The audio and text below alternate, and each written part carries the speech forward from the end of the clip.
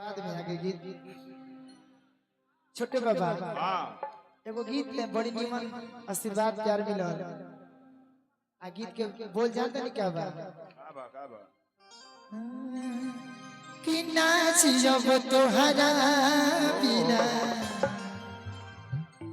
आज बुझाइले बा कि सच सच के बात हमार अरे रवा कन कनाइल बा चुप रह दूध है आवता ई ना हो हम आहो ना जी अब ओकरे लाल भई 4 बजे भोर वाला कि गणपति बाबा राउ महिमा महान गणपति बाबा राउ महिमा महान गणपति बाबा राउ महिमा महान गणपति बाबा राव महिमा महान मुझके सवारी राउ जानत जहान बा मुझके सवारी राव जानत जहान अब मुझके सवारी राउ जानत जहान बा गणपति बाबा राउ महिमा गणपति बाबा राव महिमा महान जय हो युद्धि सीधी लेकर आकर राजा मेरे घर में पधारो गजानन जी मेरे घर में पधारो घर में पधारो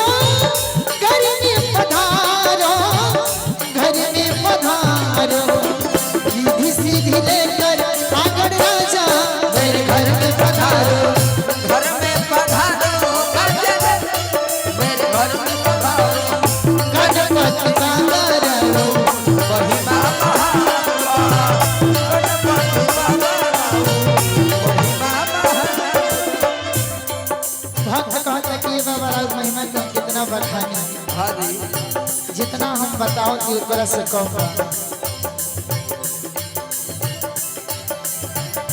रउए दया दृष्टि से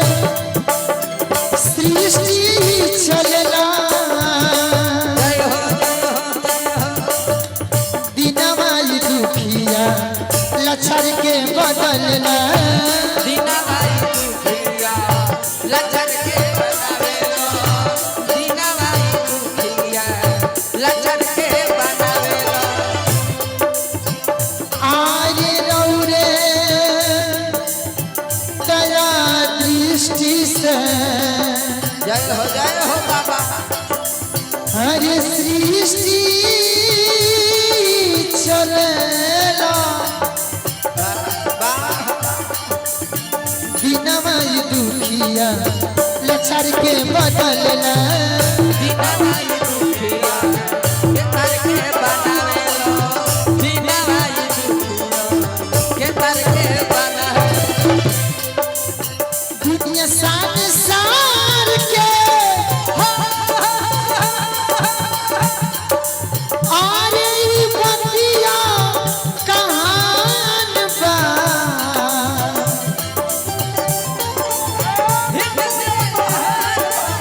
दुनिया संसार के ई बतिया कहान बा गणपति बाबा राव गणपति बाबा राव बड़ी बाबा गणपति बाबा राव गणपति बाबा राव महिमा महान प्यार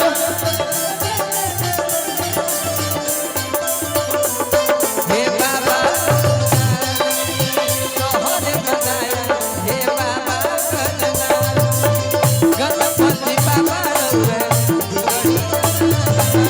गणपति बाबा राव महिमा महान ये हमारे बड़का फैन गोलू भैया बड़का फैन बड़ के फैन पर ध्यान मत जब तक मंझिलो फैन पर ध्यान दे तो हर शरणिया में बसलाई दुनिया जय हो जय हो जय बाबा जय हो मम्मी पापा संगे घूमे आई ललमुनिया आइले मोतिरिया आइले मोतिरिया ये हमारे वाह वाह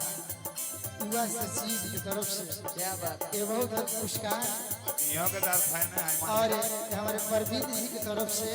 एक एक कोई बहुत बहुत आशीर्वाद है महिमा तो बाबा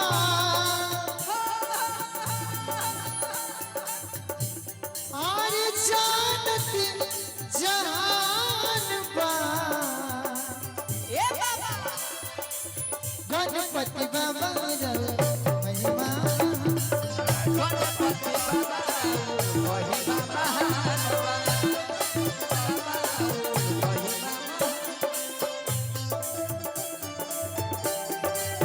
क्या बात है चलो हे बाबा कृपा दे ओइनी तोहरे कृपा दे ओइनी तोहरे कृपा दे ओइनी चलो ले